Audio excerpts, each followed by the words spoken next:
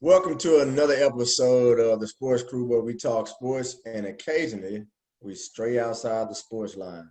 I am your host, and of course, my name is my name. Joining me as always is the crew, the Loud Dog Greg. Greg, what's happening? What's going on, fellas? Happy Father's Day to Darius and Malcolm and Tweety. I don't know. You might got somebody out there you don't know about. You Man, want to get tell on you with Happy that. Father's Day or Show. Man, go on with that. The not? sensei, the sensei who knows nothing about martial arts, Malcolm. Malcolm, what's going on? What's poppin'? Stop doing that. And the young bald coach is back, covering the Chrome Dome. Tweet Dog, what's happening? What's going on, people? Happy Father's Day to everybody out there. Woo woo. All right, we got a lot to we have a lot to get to today, including Mike Gundy's wardrobe choice, Mr. Flat Earth himself, Kyrie Irving, and his thoughts on the potential return of the NBA, and more. Now let's get to it.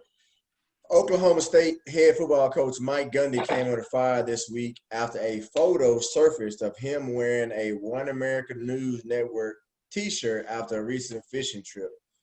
One American News is a network on which Black Lives Matter has been referred to as a farce and a criminal front group. After the photo surfaced, Oklahoma State star running back, I'm probably gonna butcher his name, Chuba Hubbard, tweeted the photo with the caption, "I will not stand for this. This is completely insensitive to everything going on in society, and it is unacceptable. I would not be doing anything with Oklahoma State until this changes." Gundy later apologized for wearing the T-shirt. Gundy and Hubbard appeared later on in a video together to speak on the incident. Malcolm, do you believe that Mike Gundy should have apologized? And what are your thoughts on Mike Gundy's apology and the results in the video with him and Chuba Hubbard? It's Choba, but we gonna Chuba? See, I yeah, told you I was gonna butcher it. But I don't think he should have apologized, man. I'm like, come on. I think we're getting to the point where nobody can have an opinion.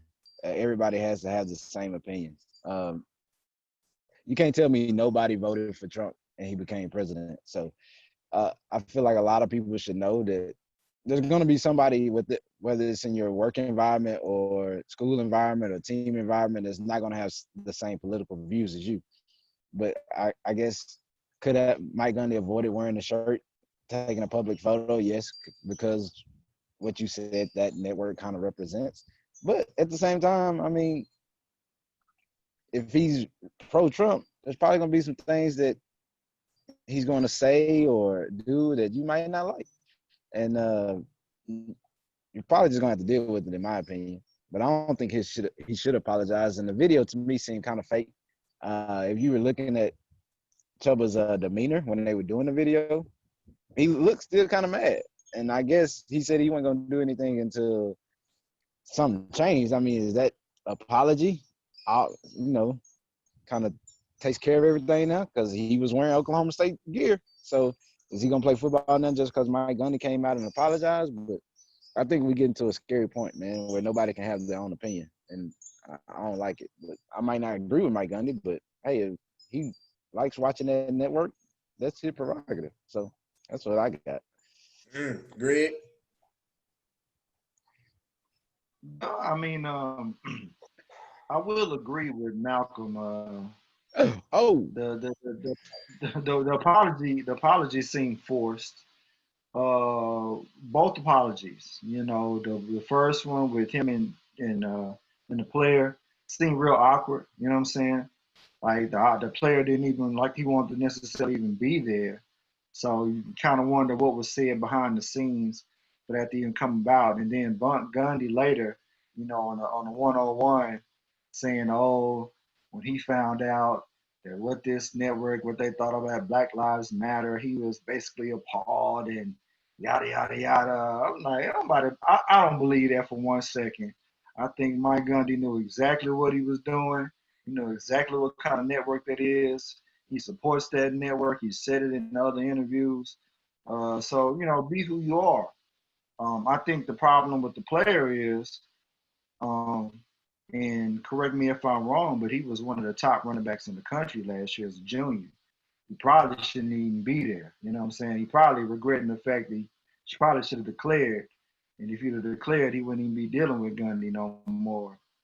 I saw an interesting tweet from this guy. I think his name is Lewis Moore. He's like a sports historian, black guy, and he posted an article back from 1989 when Gundy was the quarterback at Oklahoma State and they played against the University of Colorado.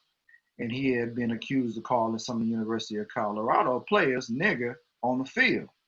And I just kind of skimmed over the article, and he was saying, "Oh, I didn't say it." And he said that the Colorado player guys was talking about his mom, which is probably true. They probably made a lot of your mama jokes, and he probably couldn't take it, and he probably called him a few N-words. So, I mean, people kind of are who they are. Now, to like what Malcolm was saying too, I'm almost to the point where I would expect a lot of these football coaches to be Trump supporters. They're white males, most of them over the age of 50, millionaires, you know what I'm saying? So, yeah, Gundy is who he is, bro. I'm not buying the apology at all.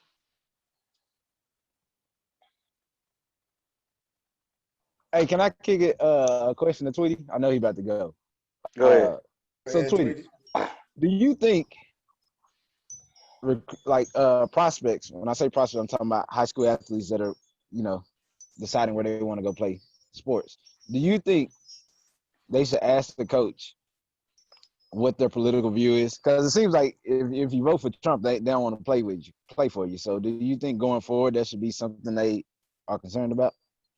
And to answer that question real quick, I don't think that should be a political views. No, you want to say personal, if you feel a way about somebody personally, then yes. Political views, you go out there and you play football, you try to get to the next level. Don't worry about the man to put Republican, Democrat, Independent, whatever. That ain't got nothing to do with you. You go out there and you do your job. Now, back to the Mike Gundy situation, as far as do I believe his apology is sincere, or do I think he was wrong for wearing what he wore? No and yes. I don't think he was wrong for wearing what he wore, but like you say, for every action there is a consequence, bro. Like just because somebody don't agree, that means they're gonna probably state that they don't agree. Like it just because somebody say I don't like what you're doing, don't mean, well, hey, it's me, deal with it. You can have that opinion, you can have that thought process. Don't mean people gonna do that. For everything, for every word, there's a response. For every action, there's a reaction. Like it happens, bro. Like if you're gonna wear that T-shirt in this type of climate, be expecting fallback from that. I don't care if it was worn 2 or 3 years ago and somebody bring it up. Once you see that picture hit the TV screen, prepare yourself for what's coming. And the apology, I would say it's sincere in the fact that how most apologies come about, even between regular people. You're only going to apologize once you find out you wronged somebody. If you don't feel like you wronged somebody, you're not going to have a reason to apologize. And that's Mike Gundy, that's me, and that's pretty much anybody that I've ever come across. So everybody say he want to apologize because stuff come out. Well, yeah, that's when you apologize. If don't nothing come out negatively about it, why would you apologize? If don't nobody feel no discomfort about it, what would there be an apology for? So, and even the player came out afterwards and was like, and I quote, he says, and this is off for ESPN.com. He says, I'm a young black man that wants change. I want change that will bring better experience to my black brothers and sisters at Oklahoma State. It's that simple. And even then, he also came out and said he apologized for going at it, starting out on social media.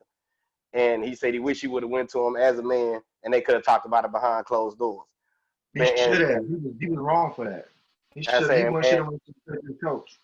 And contrary to to my producer's belief, I don't think that was a dumb point. I do think everybody gets up in arms about people reacting to something when it's gonna happen. You're gonna naturally react to some stuff that you disagree to, and that's just what it comes down to. I think it was it was a well deserved questioning of his, I guess you could say, human rights belief, given the side that this publishing takes. It's a very far right publishing company, newspaper, and yeah, I can understand why people would question his, I guess you could say, political beliefs by supporting them. But if he supports them, he's gonna support them today, tomorrow, the next year, the year after that. I don't think this incident is gonna stop him from supporting them.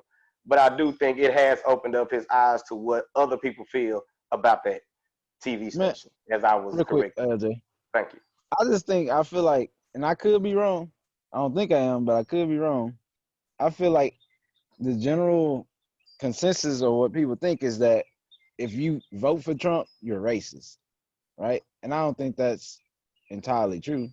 Some people may vote for him just for his, economical views or policies. I think or if you vote for Trump, you're an idiot. It ain't got nothing to do with racist. I think you just dumb as a second player. Okay. I mean, y'all know I'm not even in the politic game, so y'all know I ain't on either side. But I'm just saying, I don't even know why you comment. I didn't say you were idiot or dumb. I just said this is what people's general belief is. Because every time, if you watch the media, every time somebody comes out and says they support Trump, then there's always this backlash of they're racist, they're against the black, black cause. Like there ain't black people voting for Trump. That's all I'm saying. Because Greg might be one of them. Right, so a follow-up question for the group, right?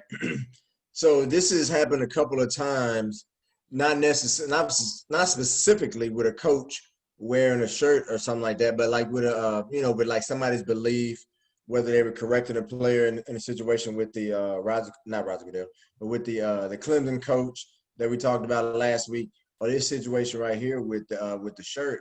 And as Sweetie alluded to, and Malcolm kind of alluded to, people still have their own beliefs regardless of what they do for a profession. Where do you think coaches and athletes should draw that line in terms of, let's say, for example, you have a white coach in a sport like basketball or football where predominantly, generally speaking, the best players at the top level tend to be black. It's not all of them, but the most of the best players tend to be black. So as a coach who is not black, where do you draw that line as far as these are my political views, this is how I see the world, even though let's just say we're just going to assume that you're not racist, versus on the other side of the line, where do you as a black athlete draw that line saying, hey, there's racism, etc. There's some changes that need to happen in America for the betterment of the future of black people. But I also respect the fact that, First Amendment, everybody's entitled to their own opinion. Like, where is that line drawn on both sides? Malcolm, you can go ahead and start it off. I guess this answers your question. I think, man, the general rule of thumb, whether it's work or school or anything like that, you usually don't, politics and religion is kind of like topics you don't really get into, just because they are so sensitive, right? And it can tear down a company or a team or locker room, however you want to look at it. So I don't know if I'm really in the locker room speaking my mind on religion or politics to begin with, but I don't know where's the line? I don't know. So you feel like, do you feel like, and then we'll go around the horn. I just want to follow up this, Malcolm. Do you feel like that a non-African American or black coach should be obligated to speak out in favor of Black Lives Matter or social injustices or changing the social injustices?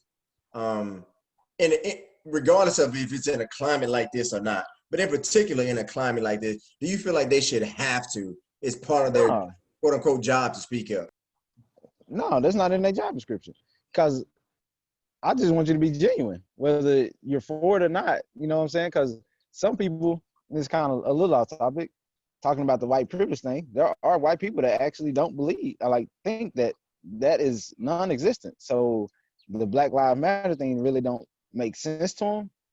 I guess that's kind of almost where the All Lives Matter thing comes in. I guess, but I don't think they should be obligated to do anything but coach football and take care of the child like they told their parents they would.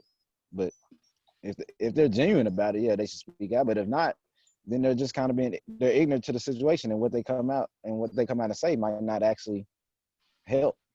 That makes sense. To, Go ahead, go Greg. ahead. Go ahead, Greg. Go ahead. Well, I was gonna say to me, it's getting to the point where it's confusing. We're like, what's like we're talking about politics, and then we're talking about social justice. Like, is that the same thing? You know what I'm saying? Because I agree. Like, political stance. Oh, I'm a conservative. I'm a Christian, or whatever the case. Yeah, a lot of that stuff. It really has no place in the locker room. You know what I'm saying? Because you're not there for that. That shouldn't matter. But if we're talking about systematic racism or social injustice, I think that the coach would need to be in tune to that stuff because, like you said, a good majority, probably 75 to 80% of your players are black. So you have to be cognizant of that. I'm not saying you need to go around being Al Sharpton, but you do need to kind of know what's going on, and you do need to, in essence, have your players back. So I think that So they have that extra obligation just because of who they're dealing with, who they're coaching. what about the sports that are non-primarily black? Like, should those coaches have to be obligated to speak out too, or are we just gonna put Why, the burden why, on why, football and why would basketball they be? coaches? Why would they be? They're not around a majority black players. That's not the issue that probably comes up in their locker rooms like that. I mean, at my job, I'm around mostly white people. You don't hear me going around saying black people doing white people wrong. I mean, I don't understand why they should have to feel that burden if they don't actually feel that way. You know what I mean? I don't know. It's just it's different. I mean, and I know we all have careers and we in different professional settings, but I don't know. I mean, to me, it's just a sport like that. Just in sports in general, a lot of these players, um, some of them are really kind of I don't know what the word I'm looking for. It's almost like they are treated like a piece of property. You know what I'm saying? So that kind of trickles down into, I know some players say, the way that they're treated on campus, I say like law enforcement on campus and things like that. They have those particular type of issues directly on campus. I think the coaches need to speak to that kind of stuff. But I mean, again, back to this situation with Gundy and this particular player, I think the player should have went to Gundy off the top. I do agree with that. I think he shouldn't have came out with a tweet and made it public and dropped that bomb like that. I think he should have went to that man, addressed that man individually, and then if it wasn't addressed or if he was, disgruntled with how it came about, then by all means, do what you need to do. But I do think he went about it the wrong way. But Gundy is who he is, man. I don't know why they sent that playing like that. For sure, I guess. I say I don't think it should be a deciding factor on somebody's political views whether I send my recruit to his school or not. I think that should come down to situation as far as is it the best situation for their kid to either prosper on the field or prosper in the classroom, whichever their kid is looking for, and and opportunity. Like if that kid is looking to play right away, is that opportunity there? And if that opportunity is there, does it best fit their kid? When you talk about religion, I kind of disagree with Greg when I say it doesn't have a place in the locker room because you have literally Christian organizations within the NCAA, like Christian athletes. It's different religious organizations that get together after games and pray. It's a lot of stuff as far as religion that is I'm gonna say accepted in the locker room. That is not really talked about, but it's accepted. It's not really spoken on. It's like, hey, I see him over here praying, and I'm gonna leave him over there to be. Whereas politics, it's really not really talked about, and that's being in locker rooms as a coach and a player, and it's just not. It's just not something that I think should be a determining factor in a recruiting process. Now, you do have families that is big for. So if you are in one of those families, then hey, it is what it is. But I'm not. I personally don't think that your religious, I mean not religious, but your political stance should have anything to do with how you recruit. So that's my stance. Interesting thoughts on all sides. Seems like there's a commonality, and maybe some things should not be talked about or best left discussed outside of the locker room based on their divisiveness. Now on to the NBA. As the NBA heads towards restarting their season inside of a bubble in Orlando, NBA players continue to meet about the restart. In a recent conference call, Kyrie Irving was the voice of dissension, arguing that the NBA should not restart or players should not agree to go to Orlando, as it would potentially take away from the Black Lives Matter movement that is currently going on in the United States, and actually it's kind of melting over to some other countries. Several other NBA players have joined him in that stance, or at least partially joined him in that stance, to include most notably Dwight Howard and Lou Williams. Both have similar concerns. Greg, do you think Kyrie Irving and these other two gentlemen's points are valid, or their concerns are valid? Reasons not to restart the season. Well, I mean, when it first came out, my thoughts were the message is cool, but the messenger is the problem is the messenger. We talking about the flat Earth guy. Man, leave Kyrie alone. Kyrie is known, the guy puts his foot in his mouth a lot. Boy, it's tough. Somebody say the Earth flat one time, he is deemed the crazy man forever. Like Hey, I I don't mean, get, he is deemed the crazy that was man. Like he ain't the only one that ever say that though. a My very bad, go radical ahead, thing to say. though. Somebody say it out loud, but I mean, I I think the notion of like not going back and playing because it will take away from the movement is kind of disrespectful because it's kind of like saying, "Oh man, we can't walk and chew gum at the same time." Like, you know, basketball, it's a game, it's a sport that we enjoy, but it's entertainment. It's not going to take away from what's going on out here in the real world. Now, I do think what ultimately resulted from Kyrie's words and actions behind the scenes with the creating of the coalition, I think that's very good because it looked like some partnerships are going to come about from that where the NBA is going to start to funnel some of their dollars into the black community. They're going to try to dedicate a lot of their businesses with black vendors, So I think all those things are really good things that probably sparked and came about from Kyrie's comments. But I don't think that they should not play at all because it doesn't make any sense. And then we had communicated before, Kyrie not even playing anyway.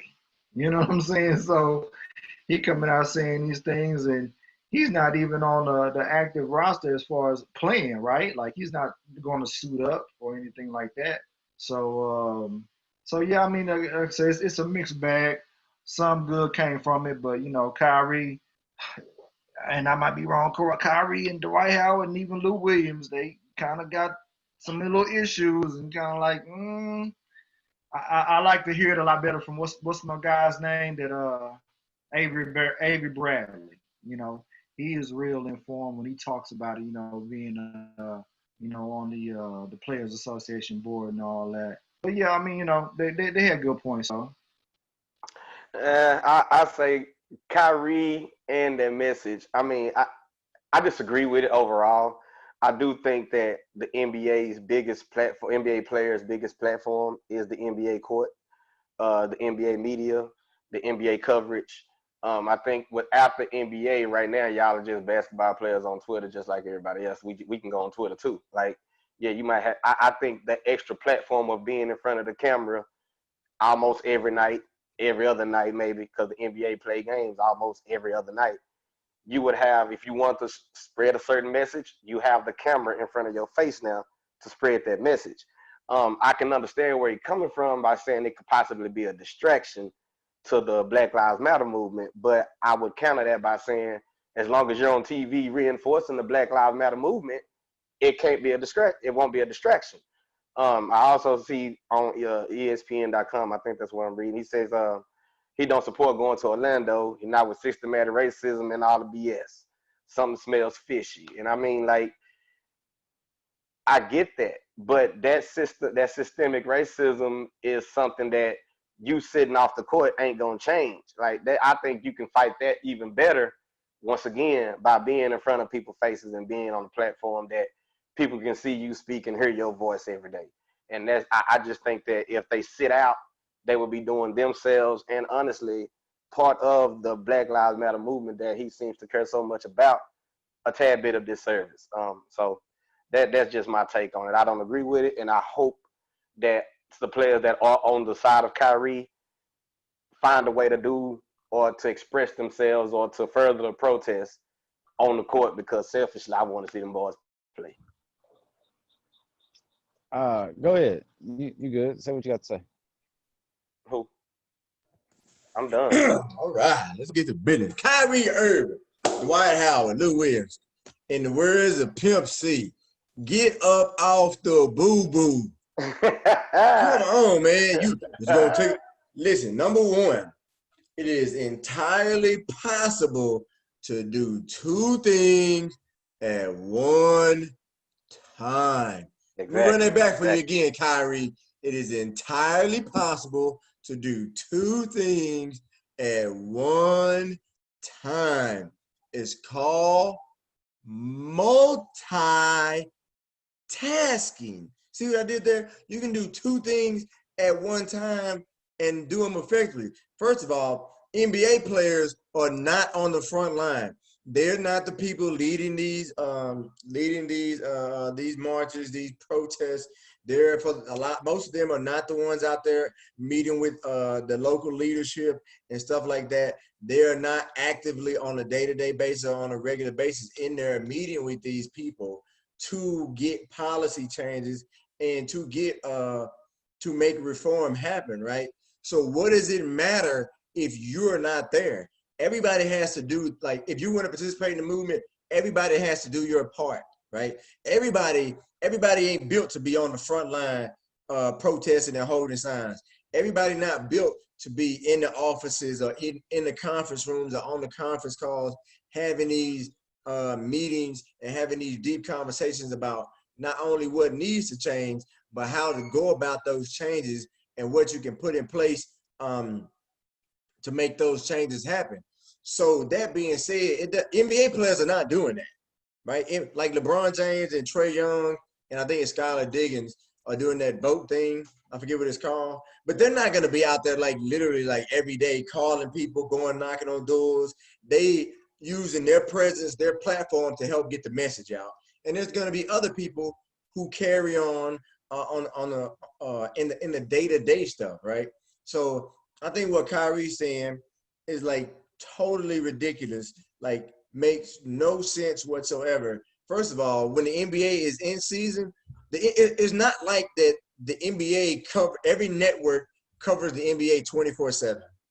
Unless it's like the Malice in the Palace, CNN, Fox News, MSNBC, CNBC, they're not talking about the NBA. Unless something crazy happened, they're not talking about the NBA. That is not an NBA game. Highlights of an NBA game is not leading on a national cable news network or even on a local news network. It's not leading. They're going to cover the news. On the local network, they're going to cover the news, and they'll get to the sports. On the cable networks, they probably won't even mention sports. If there's no specific cross-interaction between sports and politics, or sports and what's actually going on in politics and stuff like that, they won't even mention sports. So I don't know what he's talking about. It doesn't make any sense. And the second thing is, they're gonna hate me for saying it, but the protests and all that have been going on for about 3 weeks now, right? So he's worried about distraction from this movement, a movement which, largely in part, has accomplished absolutely nothing besides people getting killed and people going to jail. It largely has accomplished nothing that matters. It does, like removing a statue. Great. First of all, I would argue that most people have no idea who those people are that are on the statues that have been removed. But that's just an argument. I don't have any factual base to that. It's just my thought. But what does removing a statue of Robert E. Lee have to do with ending social injustice, systematic racism, and some of the things that they're saying about police? Absolutely nothing. Same thing about renaming some of these things after these Southern generals and stuff like that. What does it do to impact what the protesting and things like that are about? Absolutely nothing, right? So, I'm not rambling. I'm on your ass, Greg. I'm on your ass. I ain't rambling. But so my point is, he's arguing, taking attention off of something that, to me, largely in part, has been totally ineffective. Yeah, I only thing I would say as far as the impact, I'm with you. It really has no impact on how the actual world is going to change as far as policies or police injustice, anything like that. But I guess what they would be saying by removing statues and renaming streets and stuff like that would be, they don't want to glorify that past. They just want to kind of get rid of it. That I think that's really mostly about that, more than that, more than saying that has an impact on how we are treated, I guess. How old is Kyrie? Kyrie in his 20s. So you mean to tell me for the rest of the previous years of his life, them statues meant nothing, and all of a sudden, you're right. Because somebody died, right. like, you know what? You got to get rid of these statues, Well, fam. Ain't nobody never said nothing about it, but all of a sudden, you got to get rid of these statues. Like the Confederate flag, I totally understand. Right. I mean, well, and like you said, I guess that'll be I guess to people of the Kyrie Irving stance on getting rid of the statues, they would be along that same lines that you just said. The Confederate flag, you wouldn't have no problem with. They feel like that also goes along with that Confederate flag.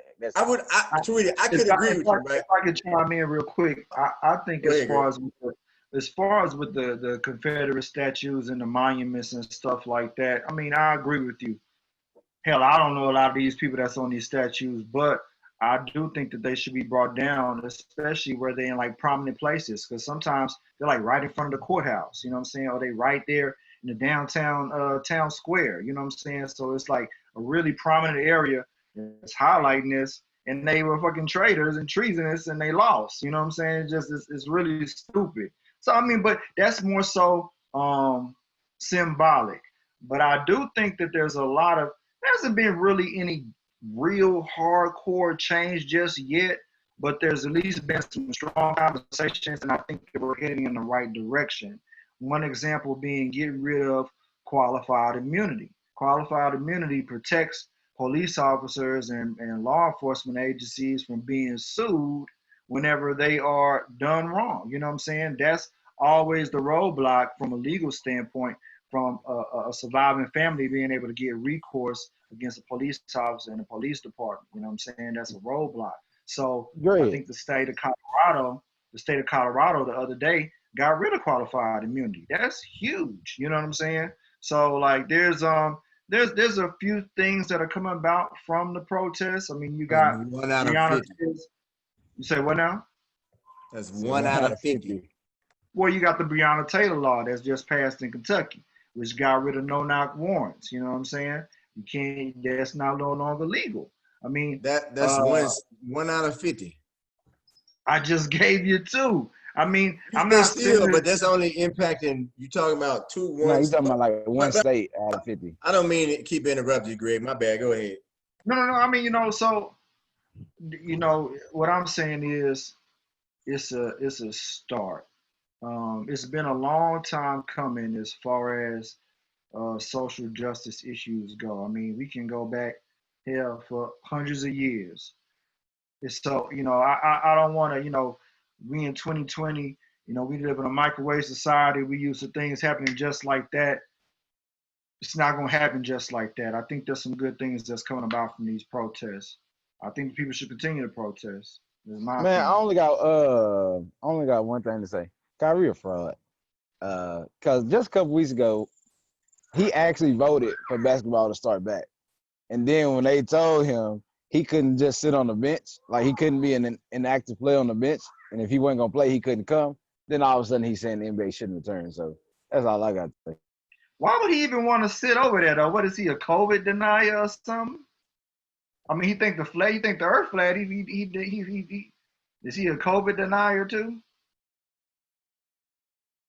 I don't know. I don't know why he wants. I don't know. But he was good. He was good with the NBA coming back until they told his ass he couldn't sit on Like I the said, sideline. man, So I don't know. it's the messenger, bro. It's the messenger. And one, It's hard for me to take Kyrie Irving serious. Hey, did y'all know? Did Like y'all know Kyrie is the VP of Well, Kendrick Perkins union? that brought up the point that Kyrie Kyrie Irving came Hey, out and said, "Oh man, I'll give it all up. man, I'll give up everything."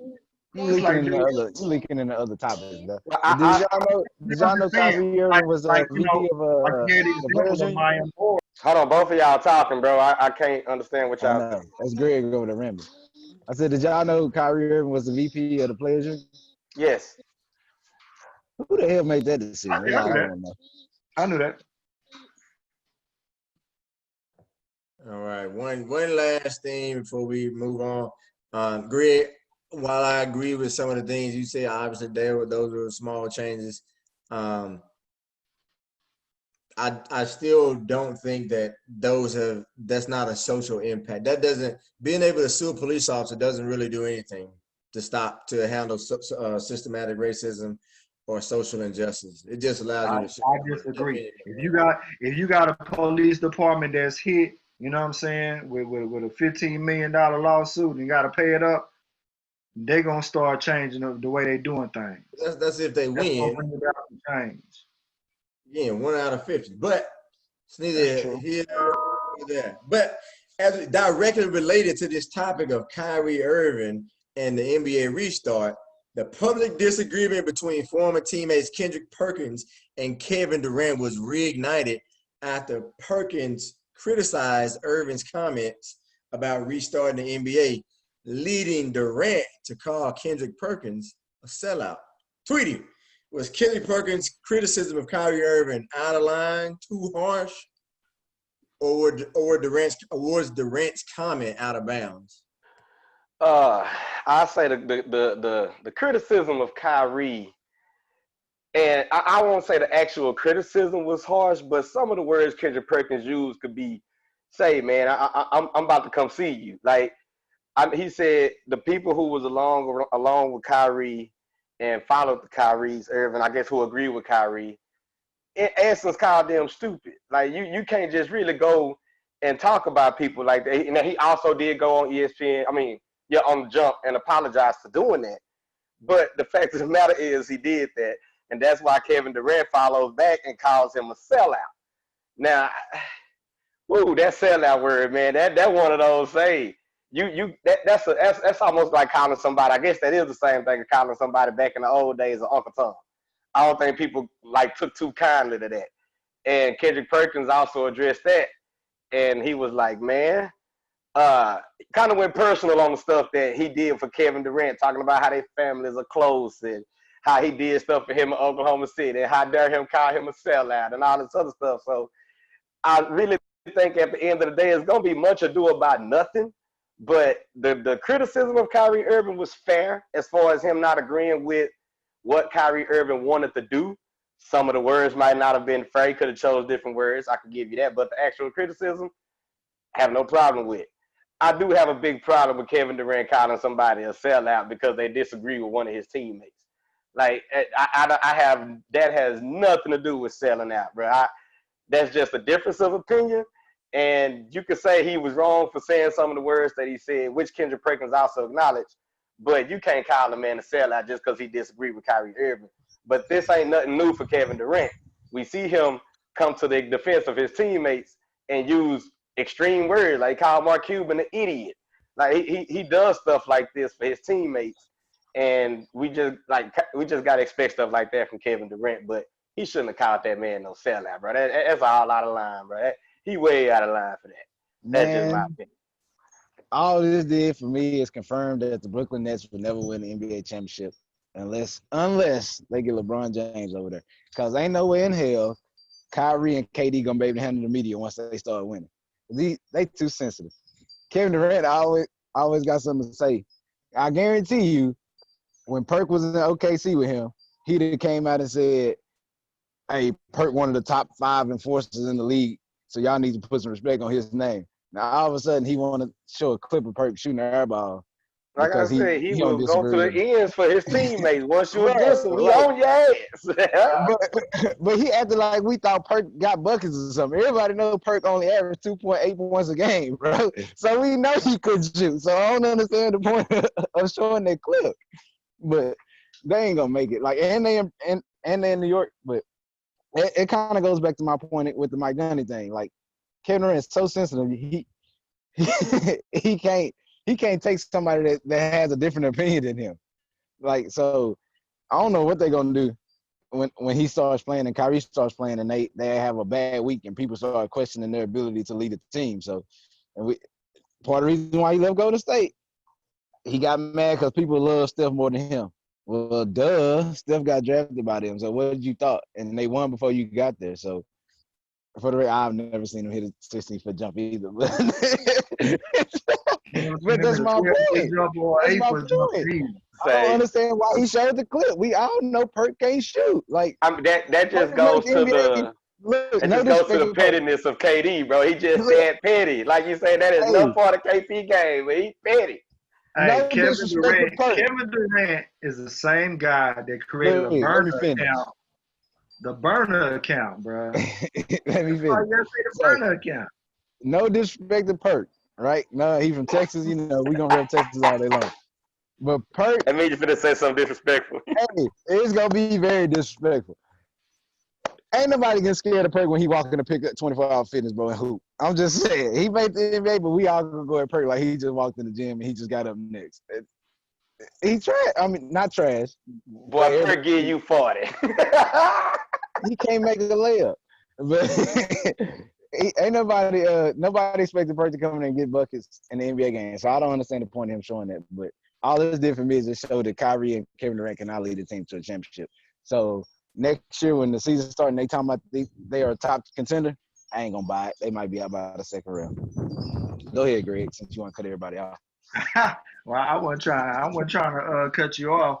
I just like I say, man, to me, this really stems back to what was that? Was that last season or something where Kendrick Perkins was criticizing Kevin Durant for leaving? Okay, see how he did, and going to join the Warriors. This stems way back to that. So He it's said long. what he said was Russell Westbrook was the greatest Oklahoma City Thunder ever. That's what he said. Right. So to me, And it's a fact. this is this is bad blood, going back to there. So I think really, man, I think Kendrick Perkins and Kevin Durant need to put the boxing gloves on and just go on and get it over with. They obviously got animosity, you know what I'm saying? Just go on and just get it over with, all the back and forth. But I think yeah, Kevin Durant was wrong calling that man a sellout.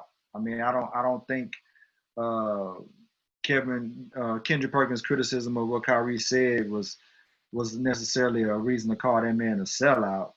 And again, like I said, man, Kevin Durant is kind of questionable character, man. This man had a whole burner account tweeting from an anonymous account because he's critical of other people that's criticizing him. He just kind of, like Malcolm said, I think he's super, super sensitive. So his comments were misplaced and they were ill-timed in regards to Kendrick Perkins in this situation. This is what I would say. Athletes got to stop this, bro. Every time a former athlete come out and say something ill against another player, they're all of a sudden a sellout. They don't never come out and criticize the media for saying it. But just because they play and they in this fraternity, you can't never say something negative about somebody. Athletes got to stop with all this sensitivity, bro. they fallen into the '80s players trap when they say they soft and they wouldn't make it in the '80s. That's exactly what they're doing with all this sensitivity.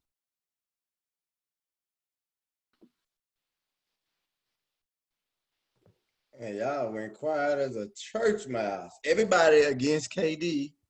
Nobody. Well, everybody's against KD. Everybody pro Perk. But Yeah, did y'all see that video of Perkins where he like dribbling in the driveway or something, going between his Man, legs? Y'all hey, seen this? see, he messing himself up because he out here proving KD's point, so he needs to stop. But KD the person that responded to somebody that said he ain't better than Vladimir Radmanovich or something. He's just so damn sensitive, dog. It don't make no Man, sense. y'all remember when they won their first championship when Kevin Durant was there, and as soon as they won, Kevin Durant mama came to him and she said, "Baby, it don't matter what none of these people say. You a champion." When his Yeah, mama said they that, got it on camera too. when his mama said that, I was like, "Oh man, this dude here is really soft, man. This is a soft dude right here, bro." Man, Serious. that boy Greg just criticized KD mama. Boy, you ought to be ashamed of yourself, man. Hey, Now, I know you everybody, didn't just bring that man mama into this, bro. That's tough, man. boy. That boy a grown man. That boy mama had to convince him he Right. was a champion, bro. Go back and watch the film. I'm telling you, man. I Nah, was man. like, oh, man. I think at the end of the day, it's gonna be a much ado about nothing type of situation, man. They gonna talk about this. It's gonna be on the news for another day, and it's gonna be gone. And I said, cause we gonna expect about 2 or 3 more tweets before the season start from KD talking about somebody. Like you just go on and expect it. And when the playoffs start, expect even more. That's all. That's KD. KD, Trump, and Michael Thomas all hanging out together. Gotta be. Dang. Perk is right. KD, not so much. All right.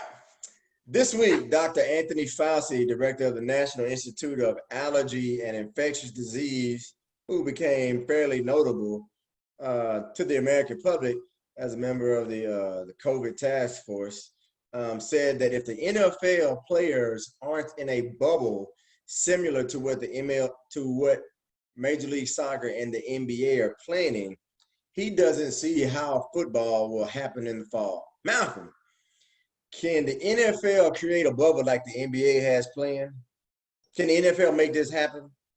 Absolutely not. There's too many people involved in one NFL team. So you got 46 game day players. You got head coach, offensive coordinator, their assistants, training staff, doctors. There's no way. You would have to take out an entire state. I mean, I don't even think Dallas or Houston would be big enough by itself. But there's no way they can do it. It's just too many people on the team. I mean, everybody gonna have. Come on, I ain't gonna respond to that.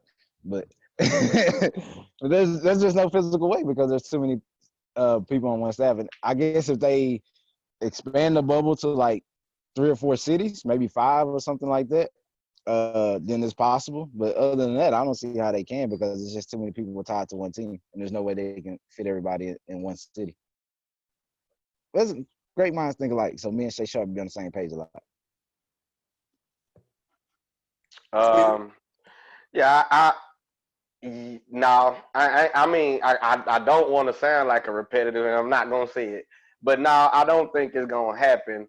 And I guess on top of what Malcolm said, as far as it being too many players, I think the logistics of like division, like I guess you would have to do a lot of changes if you're gonna put it in the bubble, unless you're gonna just be like, we're gonna put division teams in one bubble and we're gonna have 8 different bubbles, or like you say, 3 different bubbles, but our NFC South, NFC and AFC South teams in one bubble. Like I don't know how you would do it because you are literally one of the leagues that promotes the whole nation, loves to travel across the nation. Only don't play everybody, but only play each other like once, but you don't play everybody in the league. So it's gonna be kind of tough to be like, we're gonna put these teams in the bubble, but they might have to play somebody way across the nation in the other bubble, unless you're just gonna redo the whole scheduling.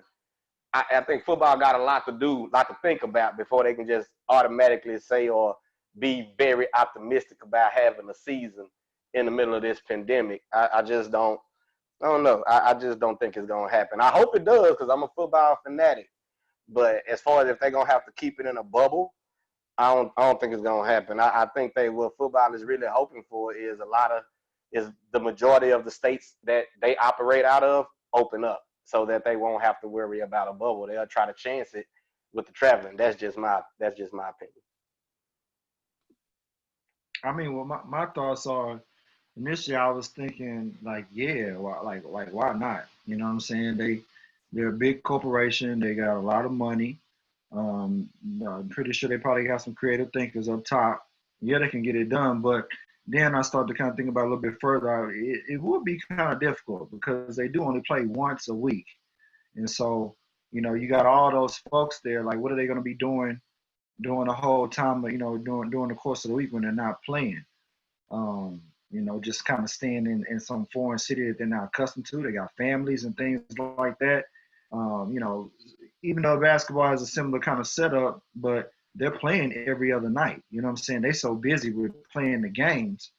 They don't really have a lot of time to be trying to socialize and do other things throughout the week anyway. So they're going to constantly be on the court. So, yeah, I think it will be more difficult for the NFL to do it. But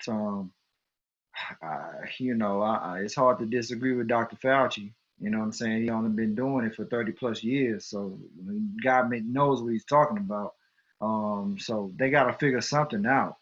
Don't be like the Major League Baseball and not fine tune and not think about logistically how they're going to play in light of the virus.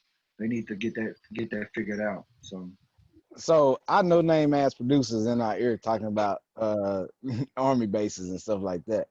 I have a question for y'all. So is there a city that's big enough to bubble 32 teams, right?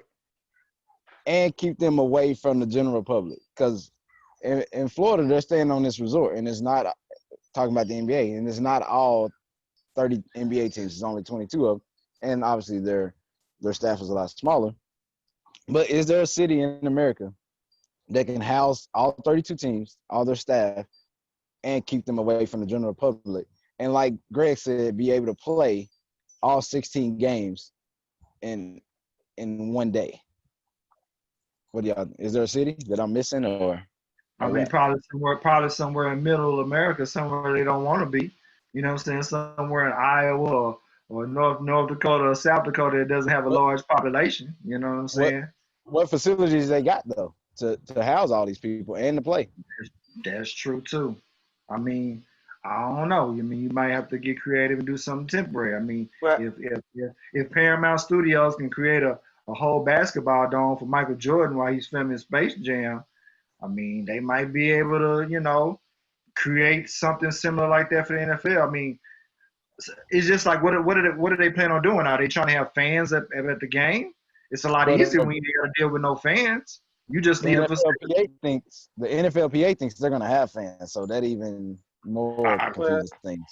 a lot of the NFLPA also don't think they're gonna have any changes to what they got going, and they gonna be in for a rude awakening, I think. But I don't think that the NFL bubble, quote unquote, would be one city. Like I think that would be kind of bad to even think that it would just be one city. You could probably make it 2 states. You can make Texas and California, and you can make regions of that state. Like you can say North Texas or South Texas. Like you couldn't now as far as keeping people away from the general public, unless you put restrictions on you can't go outside, then no, there's no possible way you can keep people from interacting with the general public just by the nature of it's the general public that's gonna be washing your clothes, serving your food. Like it's the general public that's gonna be doing everything that except playing basketball. Like you it's gonna be hard to even think about stuff like that. I don't think if that's their line of thinking, they might well not have a season. I think it's just they're trying to minimize the NFL players and NBA in this case too exposure. And if I can just minimize the people who can come in contact with my players, then I can probably make it work. I don't think it's possible because you're gonna have people that go to the stove. It's just natural, normal life that is just gonna prevent any league from having I guess you could say that players isolated from the general public. I don't think that's possible. I can't But believe isn't y'all the saying NBA? this shit. Isn't the NBA? Isn't there expectation that the players don't leave the bubble, or anybody leaves the Right, bubble? but You're not in nor out. and even then, you are going to be exposed to the general public because who's serving your food? Who's washing your clothes? Like who's keeping the Oh, hotel that's gonna be that in you're there. staying with? Who's keeping the hotel that you staying with up? Like it ain't you. It's gonna be staff from the general public. It ain't NBA. Your trainer ain't cleaning your room when you playing your game. You're not staying at home. You're gonna be in a hotel. You're gonna have room service. Them ain't your regular people. Those are the people who stay in that city or the people who were invited in by the Disney people for the bubble. It ain't NBA people, is what I'm saying. They're limiting the amount of people that are non-NBA or have anything to do with the NBA into this bubble. Like you have to let somebody in, but you're gonna limit who you let in because, like you say, the owners ain't out there cooking your food. You know what I'm saying? Like you ain't like you in the hotel room. How many hotel rooms you know got a kitchen on every floor? Like you ain't in a situation to where you can. I guess you could say you can dilute the general public from coming in. Yes, you can, but you can't eliminate it. Like, and that's what the NBA is doing. They're limiting the amount of people who can come into their bubble, quote unquote. And that's why they don't want the players to leave because they don't want you exposing the unknown from that person that came in, did your room service. They might test for corona. They don't want you going home and giving that to your family. Like they just don't know. So they're gonna limit as many people as they can from coming in. So and I guess our hosts think that it's a way that the NFL can pull this off, and I kind of want to hear what he got to say. Y'all overcomplicating life. You keep saying, excuse me, you keep talking about how can the NFL get somewhere where nobody's got to come around and all of that, and they keep people out and all of that. Y'all do realize that when NFL teams have training camp, they isolate themselves, right? I mean, and you don't. I mean, and now fans don't have to be there, and none of that, and you could just go to where you have training camp, and Yeah, but that's only like 1 and 2 teams in one spot, though. We're talking about 32. wait, let me finish. Let me finish. All right. So if I got, excuse me, if you got 32 teams doing their own thing in their own spots, right? They already isolated wherever they at, and if we and then if you fly private, travel private, and let's say I'm going to Dallas, right? We fly to we arrange everything to where basically the players go from the airplane to the bus right to the stadium, or if they got to go to a hotel, wherever. All these places that like you have direct control of everywhere that they're going. There's ways to control it without having to completely get in the bubble. Because could you put 3,000? I don't know how many in it. Let's just say the average NFL team has 1,500 employees, from players to coaches, personnel, trainers, etc. And you mean to tell me you can get 1,500 people? Listen, getting 1,500 people in one place is nothing. Getting 3,000 people in one place is not very much. Now, the problem is, can you get them living the way that they want to live? That's a totally different subject. But you can get them in one place, and there are ways to go to do it. Are they going to do? I think the NFL is going to put their players and teams in a bubble. No, and I don't think it's because there's not a city that can hold them. I think it's going to come down to resources as far as football fields. I think that's going to be the biggest limiting factor. That's part of holding them. But anyway. No, it ain't. That is not part of holding them. That is not part of holding them. No, it's not. This is not part of holding them. All the essential needs that they can as part No. of hosting. No. That is not part of holding them. That is part of playing the games. That is not part of holding them, because you can that was go to any. part of our argument. I ain't heard nobody say nothing about where they gonna play. I said that when Greg was talking. Okay, hold on. My Okay, bad, so you said where they gonna play. Now, let's say if you go to a city, pretty much most major cities or any large city in America has high schools that have high quality football. That's true. So what are you gonna do about the high school teams? What are you gonna do about the high school teams? They don't play on the same day. I mean, high school teams, play on Sunday. They don't play on the same day. No, but what I'm saying is, so let's use Dallas for example, right? No, Kansas just tell City. me. I'm telling me how many teams play Bro, on Sunday. listen, because there's 16 games, right? Tell me how many In teams play on NFL, Sunday first. I'm not talking about high school. I'm You talking just about we just NFL. we just that's what we're There's talking 16 about. games, right? There's 16 games in Dallas, right? So are we gonna limit if they bubble them in Dallas? Are we gonna limit them to only DISD schools where they playing, or they can play in the Well, Dallas Fort Worth Metro? You can that play that in would be Dallas Fort Worth. yeah, I said that would be kind of dumb Yeah, not to Dallas. use all the resources. Like you, Yeah, they if you're got gonna one play in school. yeah, if you're gonna play in DFW, you're gonna use every single school that you possibly Yeah. can use in the DFW Okay, so area. now And which means that my argument was never facilities because you can go to Dallas, Houston, San Antonio. You can find the field You anywhere. can find facilities to play games and even train at any just about like El just said, any major city. I was just talking about when you said, as far as I'm talking about Malcolm now, keeping them away from quote unquote general people. I don't think that's possible, and I don't think that's what the NFL is worried about. Like that's just one of my things. I don't think they're worried about isolating their players. I think they just more worried about hope my whole staff just don't get it. That's all I'm. Well, I That's all I mean, think they're worried about. why would you be worried about them being exposed to the general public? I mean, just the same. I guess for the same reason the NBA is trying to keep their players stuck in a certain bubble, and they don't want them to be exposed. It's just, I guess they're saying the increased opportunity of getting corona goes. It goes up when you're exposed to regular, like to I agree. more people. But that's why I brought training camp into the picture. When they Okay. go to training camp, they basically there's no family. I think they have like days set aside with like family and stuff and come in. But other than that, it's just the team, the organization, right. wherever one team. they're at. And Well, I mean, now, it doesn't Malcolm, matter I whether no, Matt, because, hold on, sweetie, okay. hold on, let me finish. Go ahead, bro. Dang, bro. I'm trying to actually argue on your side, but go ahead. But no, I don't want you to. I don't need no help. I didn't ask you. I didn't say you needed my help. You studied cutting me off. Go ahead, bro. You started cutting you me act like off. you don't cut people off, but go ahead. Let me get it off. Malcolm, you keep saying one team. Ed, let me get closer to the camera so you can see it. I'm gonna get closer. Every NFL team has a training camp of their own. Exactly. That's what I said. I said you're talking about one team being isolated in one city. That's what I said. No, that's what you said. I did not say one team has to be isolated in one city. I didn't say one team has to be isolated in one city. You said they be isolated at training camp. I said, yeah, that's one team in one city. That's all I said.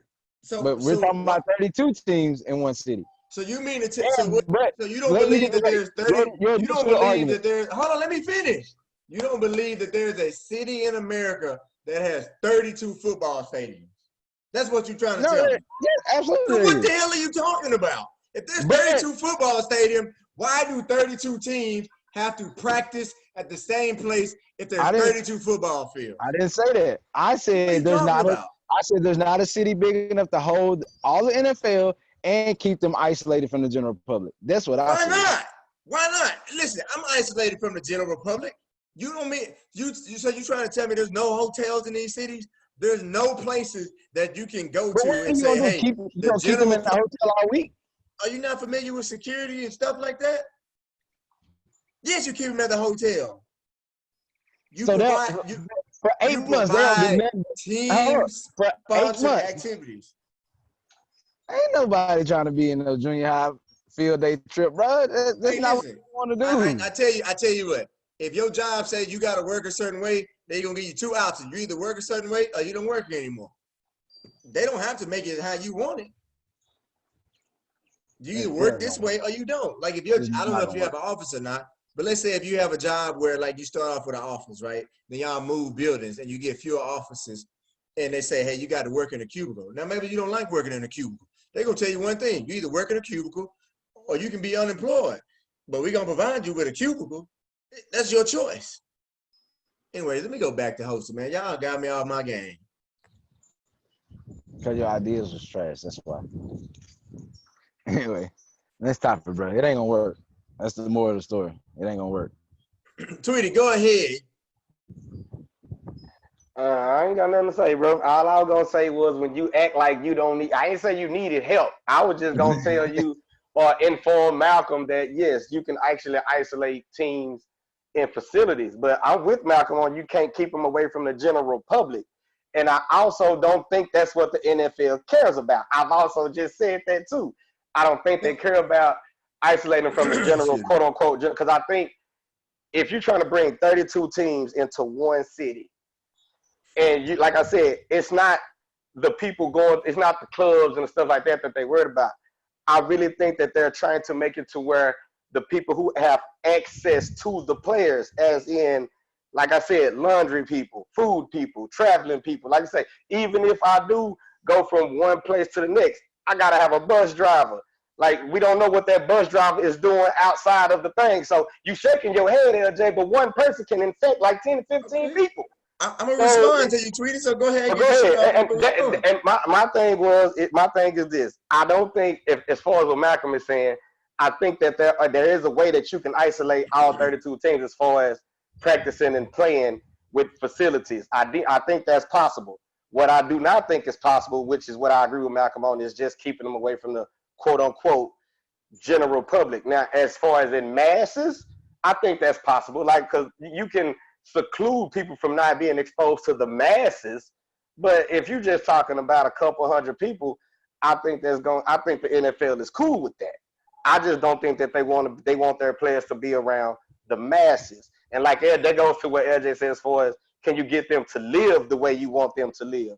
And I honestly don't think that it's gonna be hard. That's just what I'm saying. One question, then I'm gonna tell your argument in pieces. Who do you get when you say general public? Can you be a little bit more specific? Or people who are not involved in it, people who are not part of the NFL, people who are not in NFL personnel. I'm gonna hold you down on that, right? You said, well, what about bus drivers? So you believe that the NFL can hold on, let me finish. Don't I didn't say nothing, bro. Go keep talking. Can't nobody see that, bro. If you just keep talking, you can keep talking. I can see it. So, so let me ask you this. So this is what you're saying.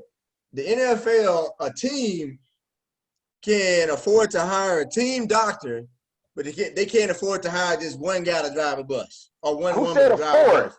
I didn't say afford. I said that's the you missed my whole point. You talking about saying my argument, and you just misinterpreted my argument. I'm about to hold on. You can't dissect something you misunderstand, and obviously you just misunderstood what I said.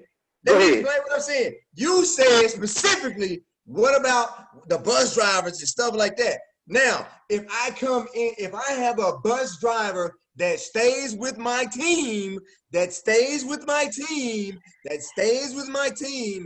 part of an organization, that's one less person I don't have to transition to every season. I think you missed. I think he's talking about like the laundry worker that gets on the dart. They go home every day. Like, he ain't part of the NBA, man. Okay. You said that. Let me answer it. So how is a laundry person gonna interact with the player? Like, hold on, let me finish. And here's the other thing. I'm gonna tell you because neither one of you have experience with this. I've lived like this before. I've dealt with it before, so I know it's possible. That's why I'm telling you this, right? You never had to deal with like getting people in the laundry you don't know and anything like that, and not having to interact with them. I've done it before, so I know it's possible. You don't have to interact with people to give them your laundry. You don't have. Go ahead. You don't have to interact with them to get contract the virus either, bro. The virus. Thank you, bro. That's all I'm. And then, but my major point was, they're cool with the bus drivers, the laundry people. What I said was they don't want to expose them to the masses, which went to your point of, can you get them to live a certain way? That's why I said you missed my whole point. I specifically asked you when you said that who you were talking about. And I said non-NBA people. The people like that. Now you're changing it to something. No, I didn't. LJ, when you go back and watch this, you will hear me say they are cool. They have to deal with the bus drivers, the cooks. I said what they don't want to do is expose them to the masses, like people just walking down the street or people who just in the store. That's all I'm saying. They have to let certain people in, which is what they have to deal with. But what they don't want to do and what they're trying and what they can hope to do is not expose them to the masses, which is the same thing the NBA is doing with their 22 teams right now. Same thing. So you mean to tell me, Tweety, that the NFL, they can have security that keeps people out when they have training camp, but somehow if it's not during training camp, the security don't work? I'm just curious. LJ, what I'm saying is during this pandemic, that same security guard, when he goes home, he might have to be retested again in the morning because he can contract it and give it to you. Why is everybody going home? What do you? Okay, you mean to tell me? Hold on, LJ. You mean to tell me that the NFL is about to go to other people's companies because they contract people from outside? All these people aren't NBA employees, so they finna go and contract people and be like, "Hey, you can't go here." So if I'm the person who's been working at this hotel for 10 years and the NBA uses my city or the NFL uses my city as a bubble city, you're now telling me because I've been cleaning beds at this hotel for 10 years that when they come, I can't go home no more? Tweety. That's all I'm asking. Next topic. Tweety, you're not listening. You ain't listening either. If you want to say listening, you ain't listening. Oh my God, bro. Yeah, bro. Like I'm like Malcolm, bro. Next stop trying to cut me off. Go ahead. You stop talking. What are you talking about? Because you fucking started talking over me. Here's my but go ahead, bro. Go ahead. Security. In the NFL, each team can hire their own security. Now, what was the other thing you said something about? Laundry clean? Laundry people. I just regular workers. That's all I'm saying. That's all I'm asking. That's what I'm talking about. Regular workers.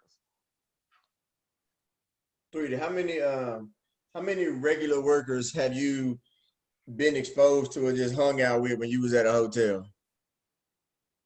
Well, when I check in, there's one. It's not about hanging out with them.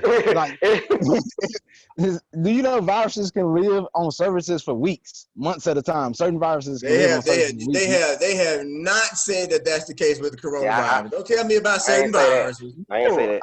Now, I'm talking about. Don't tell me that they ain't said that. If that was the case, do they even know how long it is? But you speculate. You just making shit up. You just speculating. I just said, do you know viruses can last for weeks? But we ain't talking about viruses. We talking about COVID-19. We ain't talking about viruses. How long does it last on surface? That they have not. I have not heard, read, or seen anything. Exactly. So you have to take the precaution. You have to take the precaution that it can live for months, don't you? Because you don't know how long. If you had to take that precaution, you'd never fucking be able to go anywhere. What are you talking about? That's why they quarantined you after 2 weeks. For who? Quarantine who for 2 weeks? That's if you thought. Listen, what you saying don't make no sense.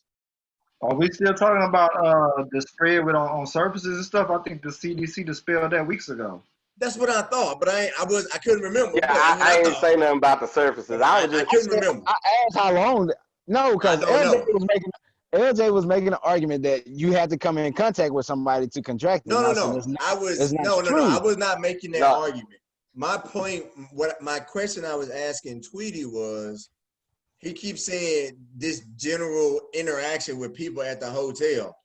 And I'm like, what is all this interaction that you're talking about that happens so often? Like, you can check into a hotel and stay 6 feet apart. You know, I mean, I don't know the last time you stayed into a hotel, but you know, now, you do. Hold on, let me finish.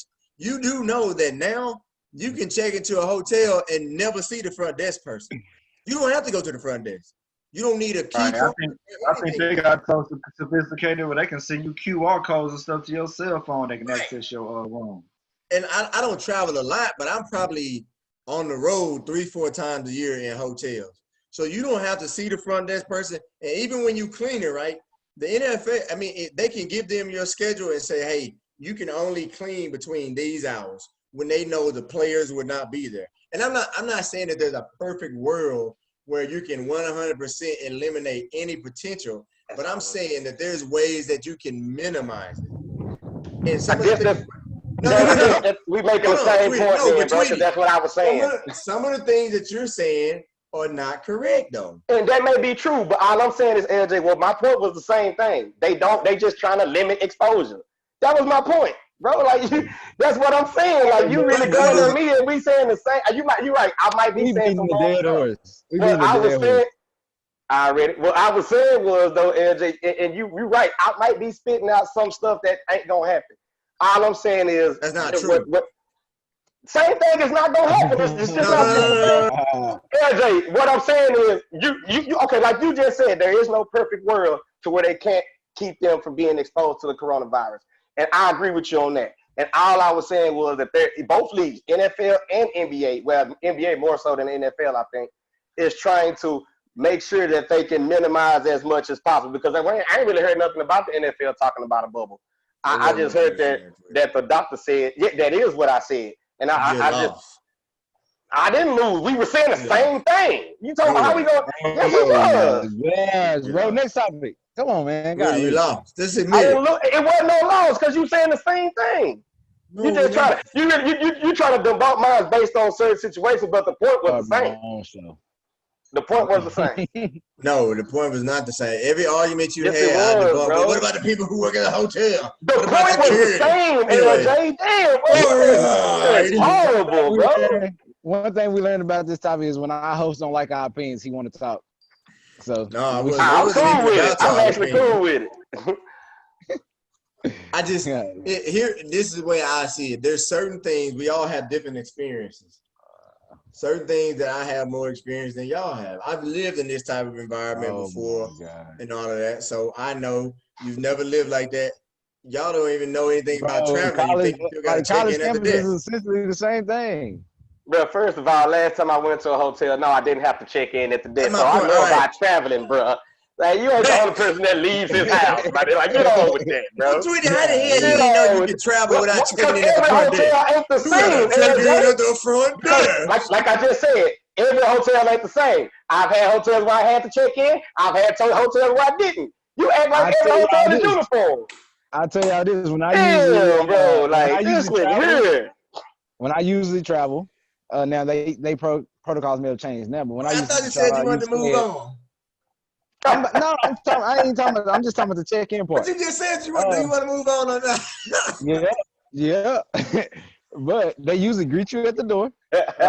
They know you by name usually, and I've always checked in at the desk at every hotel I've stayed in. I usually stay in, like, not gonna get free advertisement out here, but 4 or 5 star hotels when I go. That's a So fucking lie. Tweety, you don't believe that, do you? Hey, I don't travel with that man. I'm not here to tell that man what he's spending on his room. That ain't. He said that's a lie. That's cool. That's Yo, if I'm gonna be there more than 2 days, the hotel is the most important thing to me because that's where I'm gonna spend most of my time at. anyways, with the Boy, that's focus of the tough. country on Black Lives Matter for the past few weeks, Colin Kaepernick's playing status has risen to the top of the conversation charts, as many NFL coaches have seemingly come out in favor of Kaepernick's return, including the Seattle Seahawks head coach Pete Carroll, who was quoted as saying he regrets not signing Kaepernick when he visited the team in 2017. Even NFL Commissioner Roger Goodell has said that he encourages the team to sign Kaepernick. Greg, what do you think about the NFL's sudden love affair with Colin Kaepernick's skills? And do you think Cap will get a shot to resume his career? Fair Greg. I think that I think what Goodell came out and said was, he was the right thing to say, that they were wrong. I would have liked to have Bro, him you come out. just got on him last week for you talking about he wasn't contrite and all that. Now you give him credit. Come on, man. You gotta be Well, I consistent. mean, what I'm saying, the gist of what he was saying was right. They were wrong about the protests at the time. I would have liked them to go a step further and mention Kaepernick by name. You know what I'm saying? Because Kaepernick put himself out there. He put his career on the line, and obviously his career is no more because of it. I think that Goodell, should have said him by name. But as far as him having a legitimate shot to make a team, I mean, the dude ain't played in 4 years, man. So, just being realistic about things, uh, I don't know if he even still has it. I mean, even when he was last playing, it's debatable on whether or not he really should have been a starter at that point. I mean, his numbers were decent, but and I could be wrong. I'm not the biggest football people, but I think that it kind of was a trend where he was kind of declining. When Harbaugh was there, he kind of caught lightning in a bottle, and then the league kind of caught up to him. What he was doing. So I don't really know if he was, good enough to even continue to be a starter at the point in which when he ended in 2016. But I do think he at that point was good enough to be a backup. You know, if Colt McCoy, I mean, we can go list a whole bunch of other people. I mean, Brian Hoyer is probably gonna be the starter for the Patriots next season. Kaepernick definitely at the time when he was, blackballed or ousted or however you want to categorize it, he definitely could have been in the league then. A little questionable now with 4 years rest, but I think it's interesting. I got the charges coming out. Anthony Lynn, the coach, is saying that that he would consider signing them, want to bring him in, but he's not the GM. Same thing with the coach in Philly.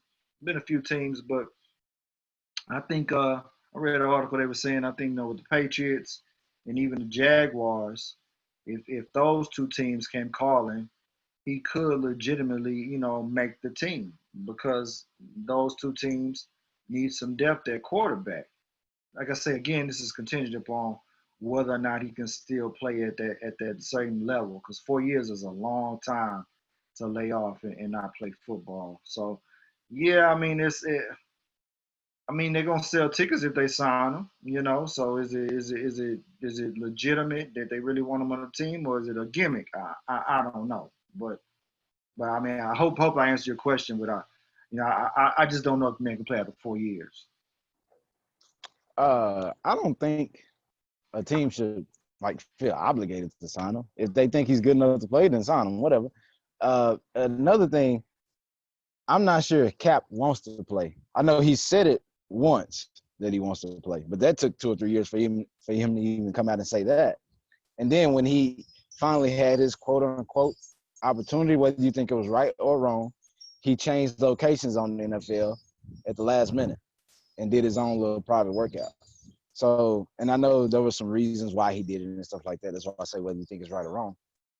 But at every I guess at that opportunity where it seemed like he had his best chance to come back and play, he kind of squandered it, I think. And then if you look at his video, it wasn't the defense out there, and all his throws wasn't really on point. So kind of to Greg's point, I don't know how well he's would even do if he had his opportunity to play. But I don't think no team should feel obligated to sign him. And I don't know why Pete Carroll regrets not signing him. Does he think it could have helped him win a championship, or does he think by signing him it would have changed America's climate that we are in today? So I don't know why he regrets not signing him, but I don't. Does Cap want to play? That's the main question for me. So no team or the NFL should feel obligated to sign him. Feeling obligated? Nah, I don't think the NFL is obligated to sign nobody that they don't think is going to help their team out. Do I think he's gonna get signed? Possibly. Like I said, bro, Alden Smith just got signed by the Cowboys. He ain't played football in almost 5 years either. Different positions, I get it, but I think I think he can get signed. Now, whether he gets significant playing time or anything like that, that's yet to be seen, and I doubt it. I guess that would all depend on who signs him. I said the last year he played was 2016. He had 2,241 yards, had 16 touchdowns and 4 picks. Had a QBR over 90. Well, right at 90, 90.7. How many starts? I think he played 12 games. 12 games. Completed 59% of his passes. He didn't play. He actually played pretty dang on good. It's just like you said that we ain't seen the man play in 3 going on 4 seasons, so it's gonna be kind of tough to, I guess you could say, analyze whether he gonna help a team out right away, which I doubt.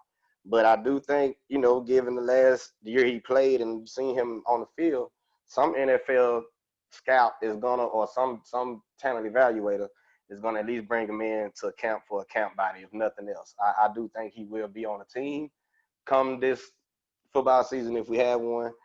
Now where? I don't know. I think all 32 teams are in play because I don't think he's gonna play. He's gonna start for anybody if he does get signed. So that's just my opinion on Cap coming back to the league.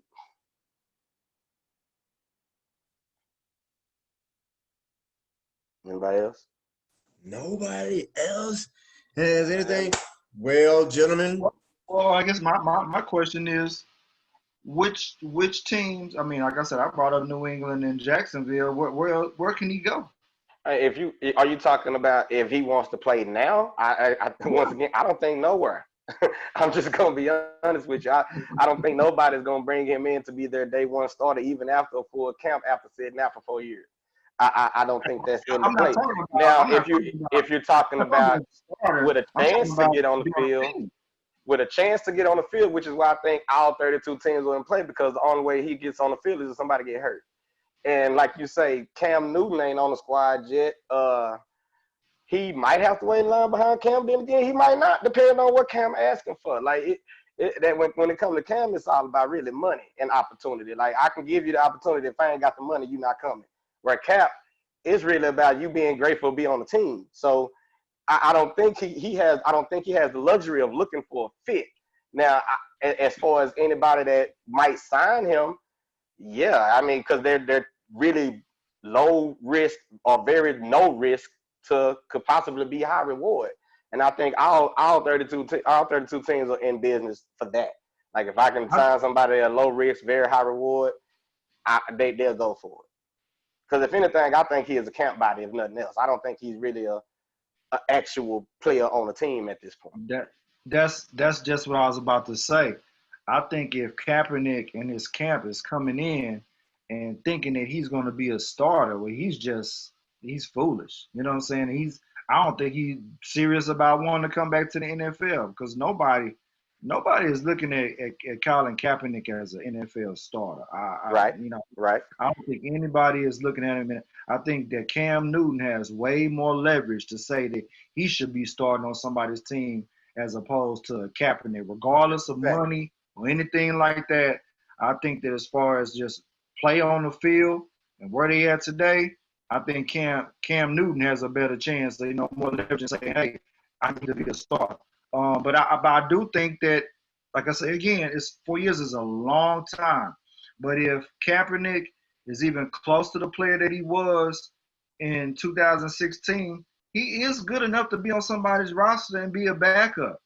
He needs to have it in his head that okay, that I'm serviceable in case somebody gets an injury or something. I'm competent enough where I can come in and the team won't lose much. I can come in and I can kind of right the ship while the starter is out.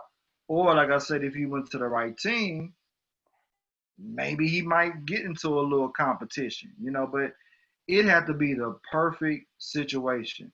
It had to be an owner and a GM that's willing to open themselves up to criticism from wherever and whoever, deal with the public scrutiny that's going to come with having them on your team. Like I say, I think that as far as from a marketing standpoint and ticket standpoint and a TV standpoint, you're going to get a lot of eyes on you if you got Kaepernick on your team. So that's going to be a good thing for your business situation. But are you going to be able to deal with the other stuff? He's going to still protest. Why would he stop? You know what I'm saying? He's going to do it, and the cameras are going to be on him every Sunday when he does it. So you got to have that. And then, too, from his aspect as far as a player, a team that's going to allow him to be an opportunity to be able to play. So I think when it comes to the hype, I think that's going to be there regardless because of, like you said, whether you re-sign him, whether he signs somewhere in 2018 or signing somewhere in 2020, I think the whole backlash or following, you're going to get that. Like, it might not be as explosive as it would have been in 2017, but you still going to have the people who going to be mad at you for signing them because you still got people that's on that side of the fence, and you still going to have, you might have a bigger explosion of people coming to, at least, if not follow your team, probably buy his jersey, if nothing else. Like you say, it'll help your merchandise sale at least for a little bit. But I think Malcolm just chimed in and said, but I think Kaepernick actually said he wasn't going to kneel no more. I think Malcolm just said that. Somebody just said that. But it ain't going to be him that you got to worry about as far as the protest. I think now it's the whole NFL. It's a whole different climate. It ain't just him. So if he kneeling, you can probably look down the line and see 10, 12 other people kneeling right with him. So it ain't going to be 2 or 3 people standing next to each other, one person with a hand on the shoulders while they kneeling there. It's going to probably be a whole team effort, or at least the majority of the team will be kneeling this time. So I think that aspect of it will be a I whole. agree. I agree with that, but yeah, I agree with that, but you know what I'm saying, he's the one that kicked it off. You know Oh what I'm yeah, yeah, saying? yeah. Right. So definitely, if you got him on your team, all eyes are gonna be on him regardless. And like I say, that's just something that the team has to realize and be comfortable with, and have the PR team and everybody else in place to be able to deal with that, the scrutiny that's gonna come with that. But I mean, I hope he gets a shot. I mean, I think, like I said, it was a good thing that Goodell came out and said what he said. But Goodell is representative of the league, not a team. You know what I'm saying? Right, It's a lot right. of owners that don't even get down with Goodell. Goodell might not even have his job. You know what I'm saying? Once his contract is up. So, you know, I don't know. What you think, LJ? You think anybody gonna sign Kaepernick? Hey, I'm just here to host so I don't get fired. that's messed up. He's, Yeah, hey, yeah, you yeah. gotta Who you is Goodell though? Like that. gotta That is a pronounce good his one. name right. You gotta Roger pronounce his name Goodell. Like who? That's that Louisiana right there. Roger Goodell. Bobby Boucher. Right. Oh right. man. Yeah, man. You Y'all with the know what dealer I'm a talking little bit about, too man. long, bro. You with the dealer a little bit too long. You that Goodell, right? Roger Goodell.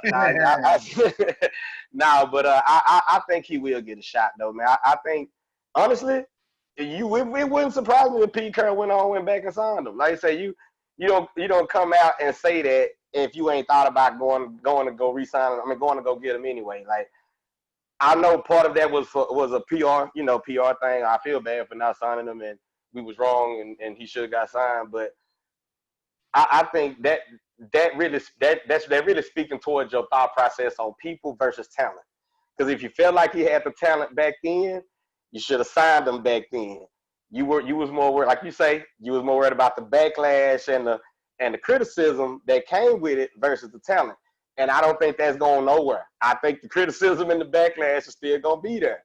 So if you was gonna sign him in 2020, you should Right, have right. signed him in 2018, man. That's even though the pulse of the nation is kind of flipped to the kneeling side versus you shouldn't be disrespecting the flag. I still think you're gonna have big supporters, and I'm talking about money droppers, who gonna be upset that somebody signed Kaepernick. And if you wasn't willing to do it then, and you was trying to avoid it, you're gonna try to avoid it now, and it's gonna still happen. Like I think if you sign him now, you should have signed him back then, in my opinion, because right now you're getting less of a player. Let's just be honest. You're not getting the same. You're getting a player who ain't played football in 3 years. So it's gonna be tough, Yeah. man. I think he should have got his chance back then, but I think he'll get it now too, though. I think he'll get it now. I think it would be super interesting if he went to New England, right? Um, That you would be got Bill interesting. Belichick. It would be interesting because you got Bill Belichick, who really puts on like he doesn't care about what anybody has to think as far as outside forces, the media, anything like that. So he's a strong enough coach to where he wouldn't be swayed about public opinion or anything like that. Um, like I say again, they don't have a lot of depth at quarterback. He actually can't compete for the job if he can play. And Right, then right. too, you look at it too from an ownership aspect, right? You got Robert Kraft in there, who's friends with Donald Trump, Mm-hmm. but at the same time, he friends with Meek Mill. You know what I'm saying? He friends with Meek Mill. He ride with Meek Mill with this whole thing with the law enforcement and y'all, and that's right up Kaepernick's alley. You know what I'm saying? They really fighting for the same cause. So I think that it would be really, really interesting and really complex if he went to New England. Now, of course, if he couldn't play, I mean, he only be in New England for like 2 days, right? Because I'm telling you like that. being He get out there and throw picks. He cut the same day. He gonna get treated like right, he gonna get treated like Michael Sam. Like, hey, you better be able to play perfectly, or your ass is right, gone because right, you bring too much baggage like that. It's gonna be tough. exactly, Like, exactly. and I hate it for him too because just like Michael Sam, it's gonna be hard to get a fresh shape. You know what I'm saying? Like it's gonna be hard to be that person that can go out there in the game and mess up 2 or 3 times and still have a job because of the baggage Yeah, that or the media attention that you may bring. And I don't think that's fair. But that is the world that Kaepernick kind of created for himself when he started or made the decision to protest. So, him. But it's just a situation. The media attention that Kaepernick is gonna bring, like you said, even to this day, I think will still kind of sway some owners and some GMs from even taking a serious look. But I do think now, and this is just me going out on, I guess you could say a limb. I do think that, and that he wasn't good. That's why he got cut. But but what I'm saying is about Cap is if even though you will have some teams that still kind of skeptical about signing him because of his media attention, I do think the team that does get him, they are getting a gem. Like, I do think you might be getting the diamond in the rough, and if you give him a shot, he might do better than what a lot of people think. Now, Super Bowl winning quarterback, now, because I think it's hard to do that anyway. But I do think he's going to be better than a lot of people may perceive him coming after a 3 or 4 year layoff. I think Cap going to be all right. Well, gentlemen, I think that about wraps it up for this week. We lost Malcolm, maybe some technical difficulties. Don't know. But it's the Sports Crew. We actually have changed the day that we're recording. So instead of recording on Thursday, now we're recording these on Sunday. So you should be expecting to be able to find these sometime Monday on Spotify. I think he said Spotify is under timeout. And then you can find them on YouTube as well. The key takeaway from this from today's episode is that I can no longer participate in debates because I'm the GOAT. Here we go. No, seriously, I can't participate in debates because every time I jump in, everybody get passionate and they be like, "Oh, you don't know what you're talking about. Oh, this, that, you missed the point." They don't argue with each other like that, but they be going there. They be going in my head. But you know what they say? When you come for the king, you best. Here he go, man. See, this ain't you trying to stroke your ego. Look at y'all have a great day. Make sure you tune in next time. Hey, happy Father's Day. Tell a friend. Yeah, somebody said happy Father's Day. I'm not saying happy Father's Day to people I don't know. I do wish y'all have a happy on everything I stand for. Well, I can't speak for our host, but I'm going to say happy Father's Day, man. Y'all hope everybody out there having a good one, man. Peace. Peace, man. All right now.